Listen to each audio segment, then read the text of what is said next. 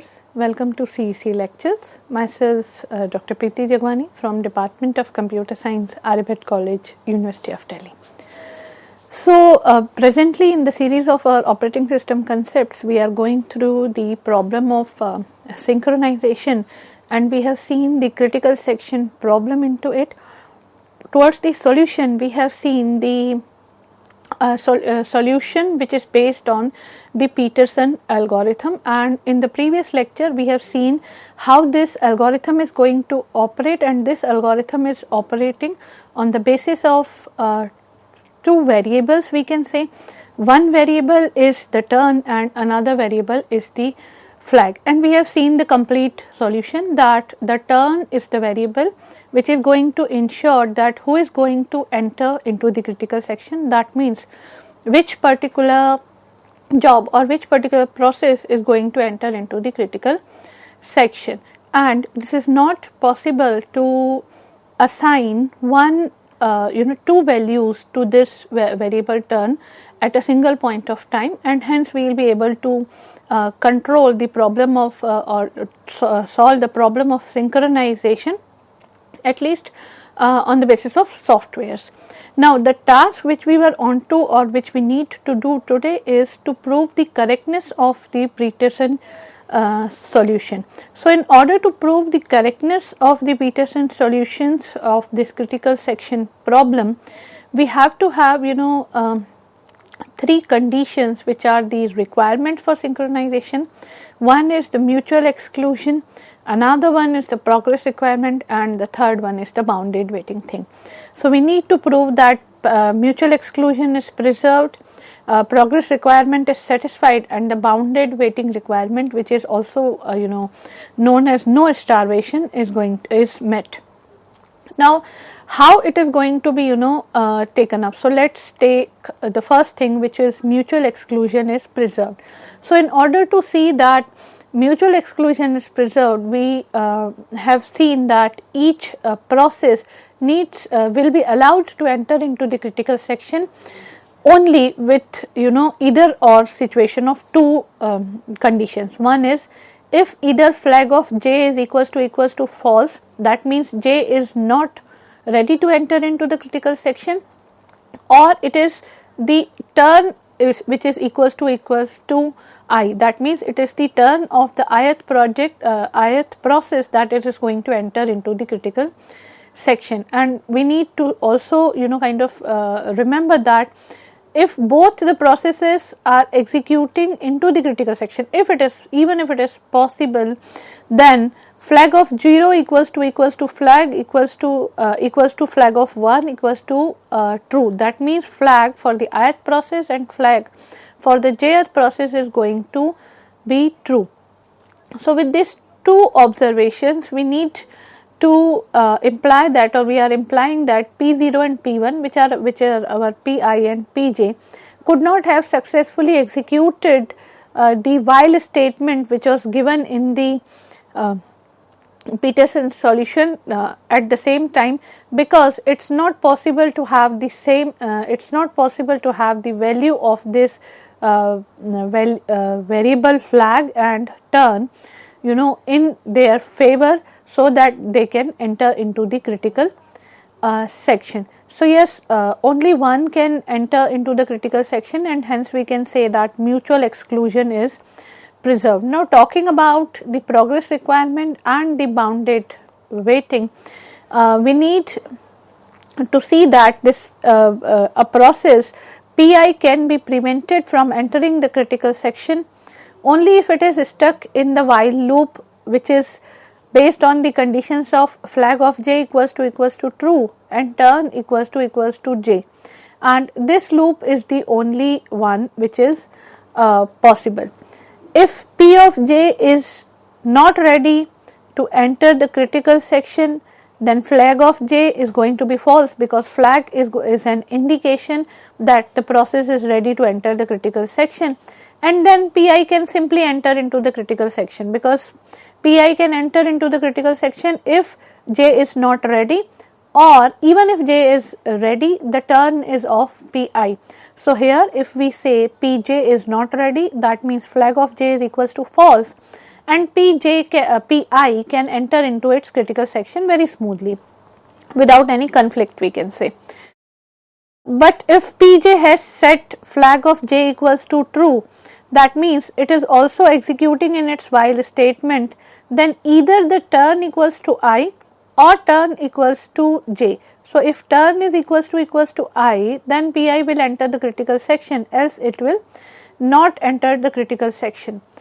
If turn equals to j, the Pj will enter into the critical section. So with the kind of, we can say, controlling these two variables, one which is flag, which is indicating the preparationness, or which is indicating that the process is ready to enter, and the variable turn, which indicates that whose turn it is to get into the critical section next. So if turn equals to j, Pj will enter into the critical section, and once this Pj exits its critical section, it will reset flag of j to false. That means now Pi is having a smooth entry into its critical section. So yes, here we can say that this progress requirement is also going to be met. Now if we talk about the bounded waiting, which is no starvation, that is the third possibility. So we have seen mutual exclusion. So mutual exclusion is preserved, mutual exclusion is met. Then we have seen progress is also there. Then coming to the third condition, which is bounded waiting.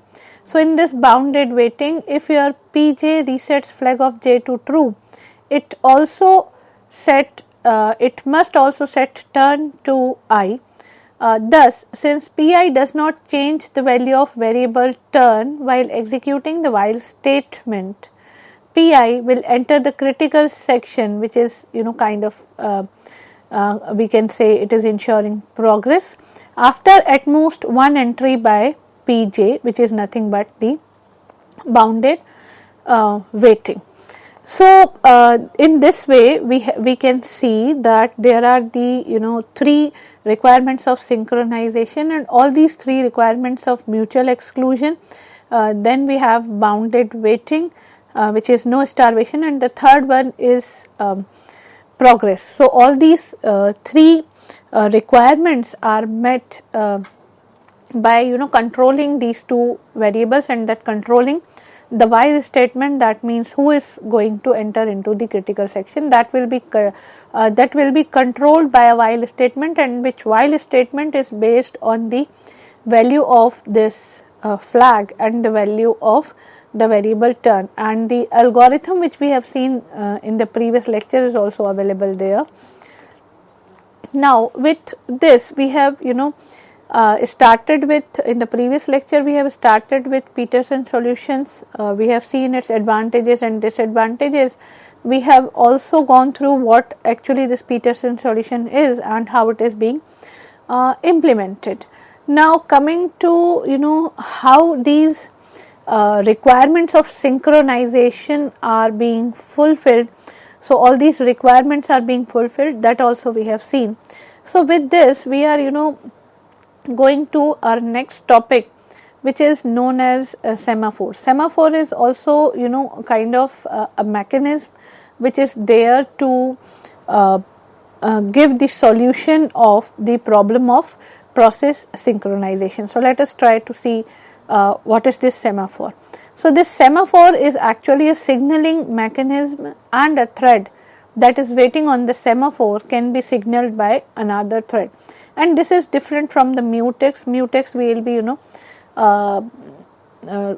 mutex we will be discussing in our upcoming lectures, but one of the differences between so mutex is also a synchronization mechanism, and so is the semaphore. But what is the difference between the semaphore and the mutex is mutex can only be signaled only by the thread that is called the wait function. So wait function, the thread which is going to call the wait function, mutex can only be signaled by that wait function, while semaphore it is a signaling mechanism, and a thread that is waiting on the semaphore can be signaled by another thread also, which is not possible in mutex. So, how these semaphores are going to be kind of we can say implemented by the use of two atomic operations. One is await, another one is the signal. So, wait and signal are the two atomic operations which a semaphore is going to use in order to ensure process synchronization. Now, if we can see as an entity what is semaphore. So, semaphore is an integer variable. This is it's an integer variable which is going to be used for providing the solution of process synchronization problem, and this is an integer variable which can be accessed only through two operations. We have seen one is the wait operation and another one is the signal operation. So, the entry or kind of getting into the entry section is managed by or is controlled by this wait operation, and exiting from for any process exiting from the critical section is handled by this atomic operation which is known as signal. Now, as I have told you that this is kind of an integer variable, or semaphore is an integer variable which is going to be accessed only through two operations, one is wait and another one is signal. Now, coming to the types of semaphores, we have two types of semaphores. One is a binary semaphore and another one is a counting semaphore. So, binary semaphore, as the name indicates, this can only be either 0 or 1. This is also known as mutex locks, as the locks can provide mutual exclusion. So, mutex here is the we can say short form of mutual exclusion. So, two types of semaphores, one is a binary semaphore and another one is the counting semaphore. Binary semaphore can take only two values, either 0 or 1, and these are also known as mutex locks. Now, how are we going to ensure the synchronization by using this in variable which is semaphore? So, here all the processes can share the same mutex semaphore. I am talking about the binary semaphore here. So, all the processes can share the same mutex semaphore that is initialized to 1. Then a process will have to wait until the lock becomes 0. If the lock is 1, that means any process or some process is working in its critical section. So, it needs to wait until the lock becomes 0.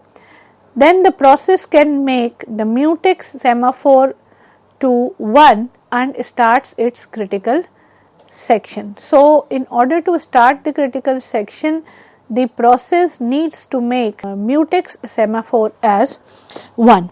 Now, the next thing is when it completes its critical section. So, now it has entered into the critical section. It will be into its critical section for some time of programming or for some time of code till it is kind of executing its critical section. And when it completes its critical section, it can reset the value of mutex semaphore to 0 again, and now resetting the value of mutex semaphore to 0 is a kind of we can say indication that any other process can now enter its critical section. So, having the mutex semaphore value as 0, that means a process can enter that into the critical section, that means it is open. After entering into the critical section, this mutex semaphore is set to 1, we can say. That means now this section is kind of occupied and no one else can enter into it unless the value again becomes to 0. And after completing the critical section, the process needs to reset the value of mutex semaphore to 0 so that any other process can enter into its critical section. So, this was about the binary semaphores, in which the value of the variable value of the mutex semaphore can either be 0 or can be 1. 1 means critical section is presently occupied, and 0 means the critical section is kind of we can say available or vacant. So, this is the condition with the variable 0 with the value of the variable as 0 or as 1. Now, the next type of our semaphore, we have earlier seen that there are two types of semaphores. One is the binary semaphore, another one is the counting semaphore. So, counting semaphore, let us try to explore what actually it is. So, this counting semaphore can have any values. With binary we were having the restriction of either 0 or 1, but counting semaphore can have any values and are not restricted over any certain domain. The earlier values were restricted to a domain of 0 and 1, here it is not the case. Now, what is the use of this counting semaphore? Same as kind of the previous one, these can be used to control access to a resource that has a limitation on the number of simultaneous accesses. For example, I am having a kind of let us say array of printers, and that array of printers, let us say 4 or 5 printers. So, that particular resource can be simultaneously accessed by 4 or 5 processes, not more than that. Or even if we consider a lecture theatre, so a lecture theatre or maybe an array of lecture theatre or 3-4 lecture theatres. So, these lecture theatres are having the limitation on the number of simultaneous accesses. So, this semaphore can be initialized to the number of instances of the resources. So, for example, we have 5 instances of printers, so the semaphore is going to be initialized to 5. So, whenever a process wants to use one instance of that resource, it is going to check the number of instances which are remaining should be more than 0. That if the number of instances or the value of semaphore is more than 0, that means the available instance, the instance resource is available. If the value of this variable is 0, that means no more instances of that particular resource is available as of now. Now, whenever a process is going to enter into its critical section, it will decrease the value by counting value of the counting semaphore by 1. So, for example, let us say in the context of this printer array, we are having the value of this counting semaphore as 5, and one process has come up, enter into the critical section, decreased the value to 4. Another has come up, decreased the value to 3, another has come up, decreased the value to 2, decrease the value to 1, and then the last one has taken up that printer and decreased the value to 0. Now, let us say one more process comes in, so that cannot access this printer because the value of availability is 0. That means currently no instance of printer is available. And when any of these 5 processes is over with the use of instance of that resource, that can leave the critical section immediately, thereby adding 1 to the number of available instances of the resource. So, 1 has left the control of printer, and now the available printers is equals to 1, or the instance of the available printer is equals to 1. Then second job, another job has also kind of released that resource. After releasing that resource, they are going to change the value of this semaphore variable, which is the counting semaphore variable, and that is going to add. So, whenever they are taking up a resource, the value will be decreased by 1. Whenever they are kind of releasing that resource after the critical section, the value will be the value 1 will be added to the number of available instances of the resources. So, in this way, a process which is going to get into the critical section or which wants to get into the critical section will be checking the value of counting semaphore, that whether it is whether the resource requested is available or not, and if the value of this counting semaphore is more than 0, then this is an indication that resource is available, and if the value is 0, that means the resource is not available, and this value is not going to be kind of less than 0. For example, this value cannot be negative, because if there is a value 0 and a process needs to enter into the critical section in which it is going to further decrease the value to negative domain, it is not allowed to do so, because in case of counting semaphore as 0, no process can enter into the critical section. So only a process can only enter into a critical section if the value of the counting semaphore is at least kind of more, at least 1, we can say it is more than 0. So till this point let us try to recap what we have gone through. The first thing which we have seen is the Peterson algorithm, which we have gone through in the couple of the previous lectures. That solution is going to preserve all the conditions of synchronization, that is mutual exclusion, then progress, and the third one is bounded waiting or no starvation, and how it is going to ensure the preservance of all the 3 requirements that we have also explored.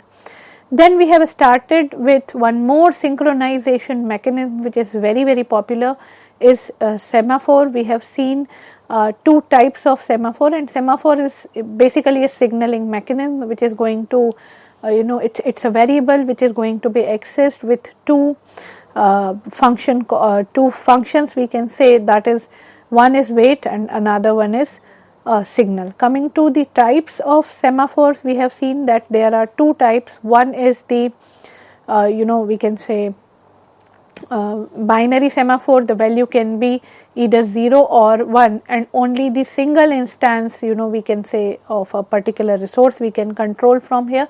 That means if it is available, then the value of binary semaphore is 1, and if it is not available, the value is 0. That means the other process which is trying to acquire the resource needs to wait.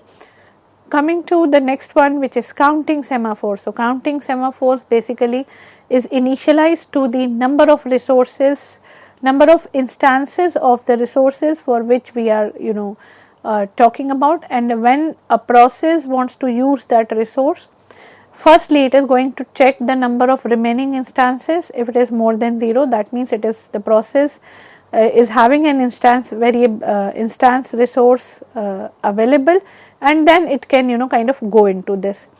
It will enter into the critical section, decrease the value by 1. Another process, if it comes and the value of the counting semaphore is 0, then in that situation what is happening, that the next process will not be allowed to get into the critical section unless it is having the value of at least 1 for that particular counting semaphore, and that semaphore or that variable is going to give us the indication of the available number of instances of a particular resource. So in this way, these variable semaphores, whether it is a counting semaphore or it is a binary semaphore, is going to help in a synchronization.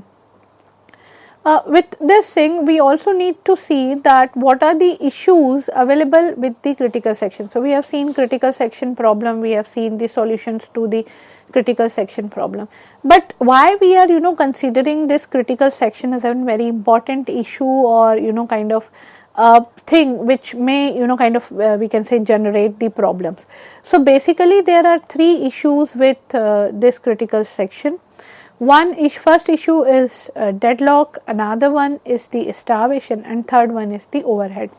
Now let us try to see what is the meaning of these issues. So if we talk about deadlock, this is actually a situation when 2 or more threads or processes are waiting for each other to release a critical section. This can result in a deadlock situation in which none of the threads processes can move. So for example, we have 3 processes, let us say A, B and C.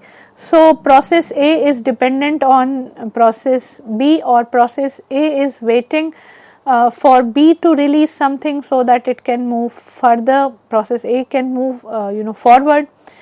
B is waiting for C to release some resource. C is not able to release that resource, so that B can move forward, because C is again dependent on A. So, there is kind of we can say it is a deadlock, because A is dependent on B, B is dependent on C, and C is again dependent on A.